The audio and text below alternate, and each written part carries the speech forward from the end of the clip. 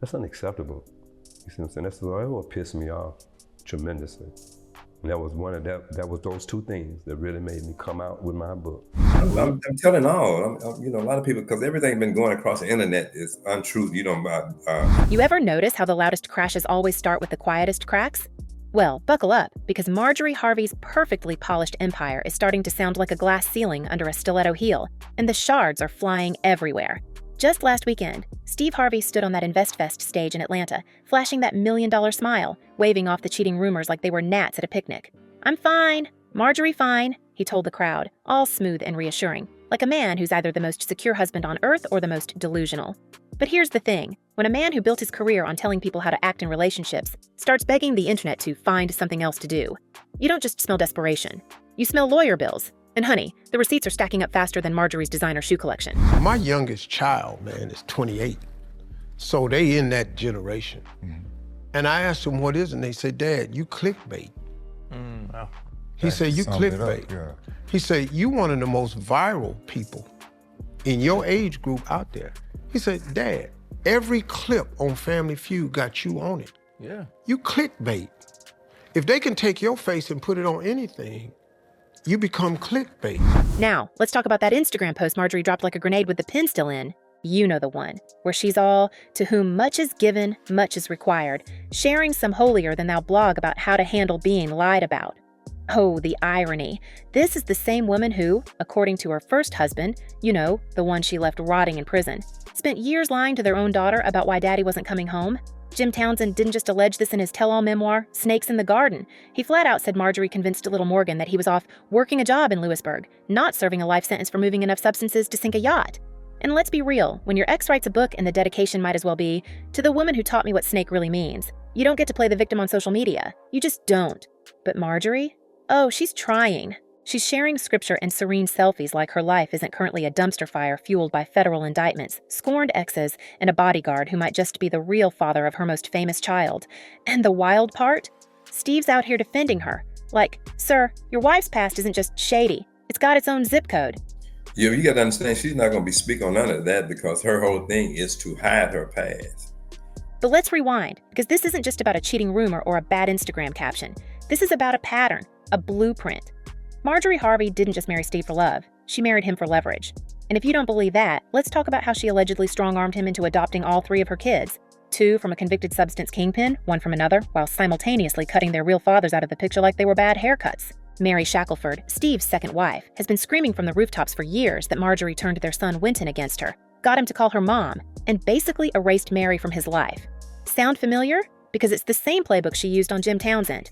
Convince the kids their real parent is the problem, rewrite history, and boom, you're the only mother they know. And Steve? He just signed off on it, adopted them, paraded them around like trophies, never once asking why a woman so devout had a habit of leaving her children's fathers in handcuffs, or worse, 6 feet under. He took my Winton. Took my Winton from me. He turned my son against me.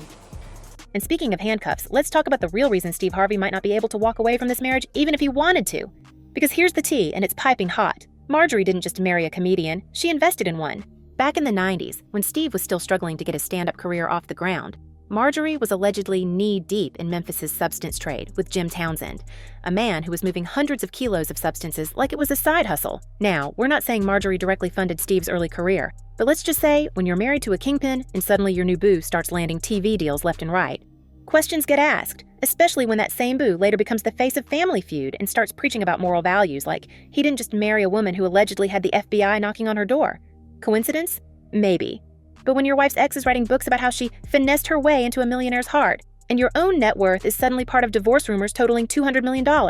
Nah, that's not luck, that's strategy. Now, let's talk about the bodyguard. Oh, William Big Boom Freeman? The man who's supposed to be protecting Steve but might have been sharing Marjorie first. The rumors started swirling earlier this year, unconfirmed of course, but persistent, that Marjorie's real romance wasn't with Steve, but with the 6'5" wall of muscle who's been by their side for years. And the kicker? Big Boom is the one who reconnected Steve and Marjorie back in 2005. Think about that. The man who allegedly set up their fairy tale reunion might also be the man who allegedly fathered Lori Harvey. Listen, allegedly, Big Boom is Lori Harvey's father! Oh my God. The same Lori who's now dating Diddy, by the way, because of course the daughter of a woman who's been upgrading men like iPhones would end up with a mogul twice her age. It's genetic. But here's where it gets really messy. Because if Big Boom is Lori's father, that means Steve Harvey has been raising another man's child, a man who works for him, while parading around like the perfect blended family. And if that's not enough to make your head spin, let's add in the fact that Marjorie allegedly had a thing with Big Boom before she married Steve. So, was this a love triangle, a long con, or just Marjorie's version of a backup plan? Because let's keep it real, this woman doesn't just leave men, she replaces them. Jim Townsend? Life sentence. Darnell Woods? Still in prison. Steve Harvey? Well, he's not behind bars, but with the way Marjorie allegedly operates, he might as well be. And the real question? What happens when the men she's left in the dust start talking? I don't care. All the king horses and all the king men cannot stop me from putting this book out. Because Jim Townsend isn't just talking, he's writing. And if his book is any indication, Marjorie's past isn't just catching up with her, it's lapping her. He's detailing abortions she allegedly pressured him into, the lies she told their kids, the way she allegedly used his prison sentence to upgrade her life. And the wildest part? Their own children are reconnecting with him. Morgan and Jason, the same kids Steve adopted, have been spotted with Jim as recently as last year. So tell me, Marjorie, how's that mom and dad to everybody thing working out for you now? But let's not forget the money, because when you're married to a man worth $140 million and your exes are both locked up for substance trafficking and your current husband's career allegedly got a boost from your old connections, that's not love, that's a hostage situation. Steve can't walk away. Not when Marjorie allegedly knows where the bodies and the bank accounts are buried. Not when she's got his reputation tied up in her past. And definitely not when the divorce rumors are swirling with a $200 million price tag. That's not a settlement. That's a ransom. And the real tragedy, Steve knows it. Because once you put it out in the universe that I want clicks and views, the universe does not differentiate. It just gives you clicks and views. So now, here come the rest of them. And now you got clicks and views. Mm-hmm. You can see it in the way he laughs off the rumors instead of denying them. In the way he begs the public to move on, like a man who's terrified of what happens if they don't. Because when your wife's ex is writing memoirs about her criminal past, and your bodyguard is allegedly the father of your stepdaughter, and your own kids from another marriage won't even speak to you, you're not just married to Marjorie Harvey, you're married to the chaos. And chaos, my friends, always collects. So, no, Steve, you're not fine, Marjorie's not fine, and the second the public realizes this isn't just gossip, it's a ticking time bomb, oh, they're gonna watch, and we're gonna be right here front row with the popcorn. Because when the smoke clears and the dust settles, and Marjorie's standing there in her designer dress with her Bible verses and her insta-perfect smile, the only thing left to ask is, who's next? And trust us, with a woman like this, there's always a next. But here's what Steve doesn't know, or won't admit. Because while he's up on that stage playing the happy husband, the real story isn't about whether Marjorie cheated with the bodyguard.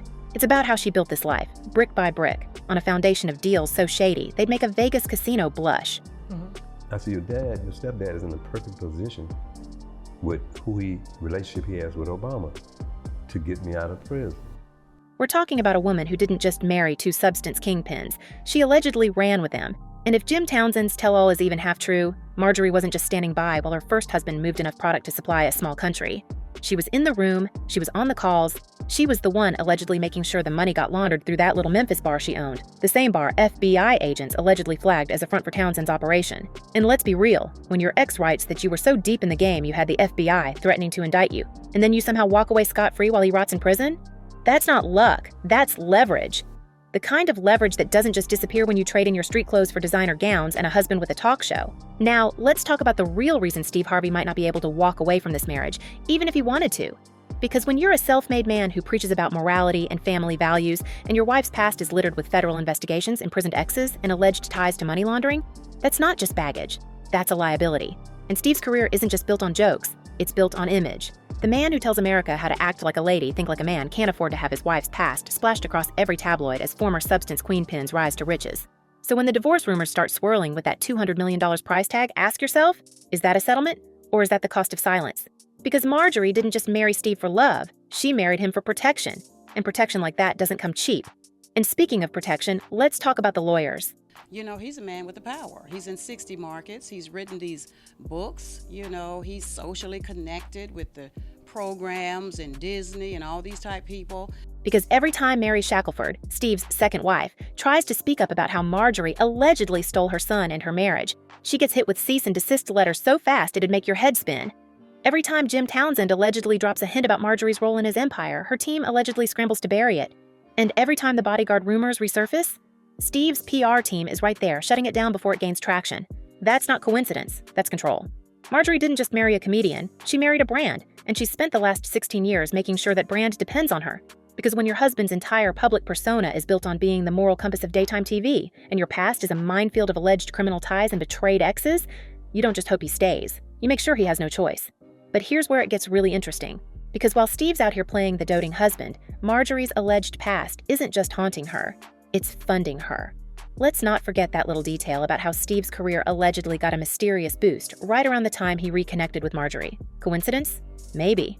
But when your wife's ex is a man who was moving millions in illegal cash flow, and suddenly your comedy specials are getting greenlit left and right, questions get asked, especially when that same wife allegedly had her fingers in a Memphis money laundering operation that just so happened to be raided around the same time Steve's star started rising. Now, we're not saying Marjorie directly bankrolled Steve's career, but we are saying that when you marry a woman whose exes are both serving time for substance trafficking and your own net worth skyrockets soon after, people are going to talk. And right now, they're talking a lot. And let's not forget about the kids. Because Marjorie didn't just bring 3 children into Steve's life. She allegedly brought 3 liabilities. Morgan and Jason, whose real father is now writing books about how their mom allegedly lied to them for years. Lori, whose paternity is suddenly the hottest topic in tabloid circles, thanks to those persistent rumors about Big Boom. And Winton, Steve's own son, who allegedly hasn't spoken to his real mother in years because Marjorie convinced him she was the better option. That's not just messy, that's dangerous.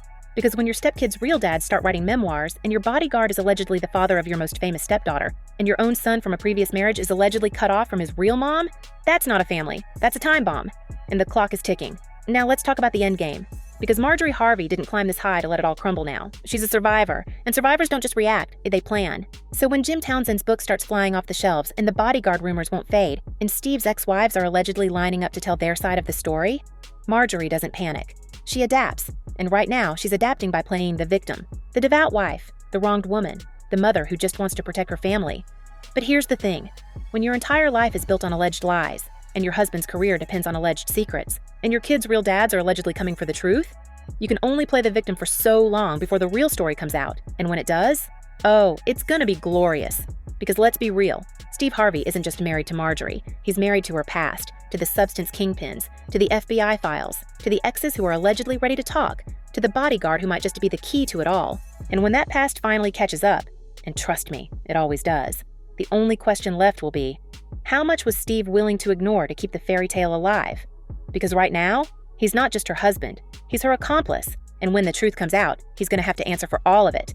Now, let's talk about the one thing Steve Harvey allegedly fears more than a divorce settlement, Marjorie's leverage. Because this isn't just about money or reputation, it's about the files. And so she called me, and she just went off on me. The recordings, the conversations no one was ever supposed to hear. Industry insiders have been whispering for years that Marjorie didn't just marry Steve, she archived him, and not just him. Rumor has it she's got something on half of Steve's inner circle, from his business partners to his so-called loyal friends. The kind of something that doesn't just end careers, it erases them. Remember when Steve's old comedy partner suddenly retired after that mysterious meeting with Marjorie's lawyer? Or how his longtime manager allegedly stepped down right before Steve's last big contract negotiation? Coincidence? Maybe. But when you've spent decades navigating worlds where information is the real currency, you learn to keep receipts.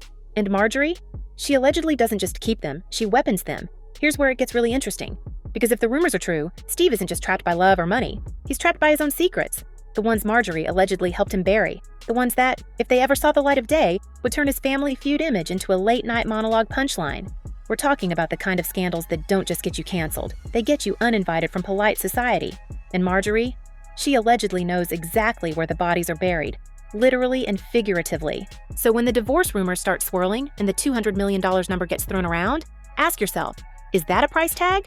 Or is that the cost of her silence? Because in Marjorie's world, money is just the opening bid. The real negotiation starts when she pulls out the folders. And the wildest part? She doesn't even have to use the dirt. Just the threat of it is enough. Because Steve Harvey isn't just a comedian, he's a brand. So I just keep going through. But then I'll tell you something too, haters motivate me. Because when they talking about me, that means I'm doing something. A brand built on being the moral authority of daytime TV, the man who tells women how to act like a lady, and men how to think like a king. So what happens when that king's castle is built on alleged lies, and the queen holds the detonator? He doesn't fight back, he pays up, and he smiles while doing it. Because in Marjorie's game, the only thing more dangerous than her enemies is her allies. And Steve? He's allegedly her biggest one of all. So here's what we want to know. If you were Steve, would you cut your losses and run? Or would you double down, sign the $200 million check, and pray the past stays buried? Because one thing's for sure, Marjorie Harvey didn't get this far by playing nice. And she's not about to start now. So drop a comment below. Do you think Steve's in too deep to get out? Or is this the beginning of the end for the Harvey empire? Either way, we'll be watching. And trust me, so will they. Stay scandalous, stay suspicious, and we'll catch you on the next one. Because in Hollywood, the only thing sharper than a knife in the back is the truth, and it's coming for everyone.